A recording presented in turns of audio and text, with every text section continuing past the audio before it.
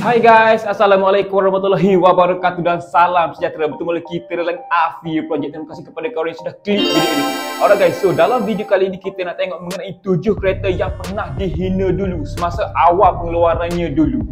Ini disebabkan oleh bentuk bodi serta faktor enjin yang digunakan pada kereta itu pada masa itu. Namun walaupun begitu, jentera-jentera ini tetap masih bertahan sampailah ke hari ini. Bahkan segelintirnya harga masih mahal lagi dan dicari-cari oleh orang ramai. Saya percaya untuk 7 kereta yang dilistkan dalam video ini anda pernah bawa ataupun anda pernah kutuk semasa awal pengeluarannya dulu. Tanpa bercakap banyak lagi, jom kita tengok kereta apakah yang disenaraikan kali ini. Pertama, Pro 2 kancil.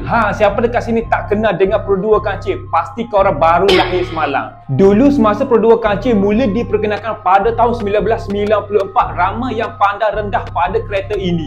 Disebabkan oleh saiznya yang kecil, ada yang gelarkannya sebagai sebuah kereta mainan. Malah ada juga yang katakan pada masa itu kalau langgar pokok pisang, kereta ini pasti akan remuk. Satu lagi, untuk enjin 660 3 silinder tak power langsung. Kalau naik bukit kena tutup aircon. Dan banyak jugalah kritikan yang dibuat oleh orang ramai pada Pro 2 kancil pada masa itu. Tetapi jualan Pro 2 kancil pada masa itu tetap meningkat daripada tahun ke tahun. Sebenarnya platform utama Pro 2 membina ataupun mengeluarkan Pro 2 kancil pada masa itu adalah bukan untuk bertanding dengan mana-mana platform yang lain ataupun mana-mana jentera yang hebat yang lain pada masa itu. Tetapi fokus utama Pro 2 pada masa itu adalah untuk mengeluarkan kereta ekonomi yang agak mampu milik. Dengan fokus spesifikasi yang ditawarkan adalah untuk jimat minyak, kos selenggara yang agak rendah serta praktikal pada semua golongan. Ini kerana pada era 90-an tidak banyak kereta-kereta jenis compact ataupun kereta-kereta jenis bandar ini dikeluarkan. Kebanyakannya kereta-kereta kecil sebegini datang daripada barat serta Jepun, yang mana harganya agak tinggi sedikit untuk pasaran negara kita. Namun pada hari ini sebuah kereta kecil daripada Pro 2 ini telah menjadi legasi. Kalau nak modif versi JDM tidak begitu murah harganya.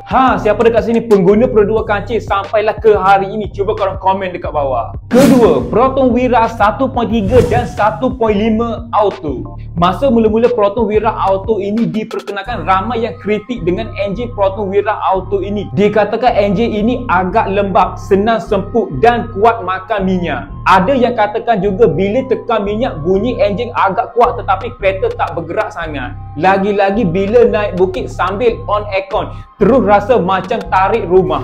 Ditambah pula selepas pengeluaran Wira 1.3 dan 1.5 auto ini, Wira 1.6 auto diperkenalkan dengan unit injection. Lagilah orang bandingkan 3 enjin ini. Tapi hakikatnya Wira 1.3 dan 1.5 auto ini cukup tahan lasak dan mudah untuk dibaiki berbanding Proton Wira 1.6 auto. Untuk Proton Wira 1.6 auto cukup bermasalah serta harga untuk baikinya agak tinggi. Pada hari ini Proton Wira sudah jadi platform utama untuk kaki-kaki modifikasi dan telah menjadi satu kereta fenomena pada hari ini yang mana menyatukan semua golongan. Siapa dekat sini pengguna Proton Wira dekat sini? Cuba korang komen dekat bawah modifikasi apakah yang korang telah lakukan pada kereta korang. Seterusnya, ketiga, Proton Tiara. Semasa mula-mula Proton Tiara ini diperkenalkan pada tahun 1996 sehinggalah tahun 2000, ramai yang katakan kereta ini agak pelik kerana menggunakan 3 nak tayar sahaja. Selepas beberapa tahun pengeluarannya, ianya menjadi masalah kepada pemiliknya untuk baiki. Maklumlah platform asalnya diambil daripada Citroen AX, iaitu kereta daripada Perancis. Pada hari ini platform Proton Tiara ini telah pun berlabuh di mata rakyat Malaysia. Mungkin ada tetapi untuk kolektor sahaja.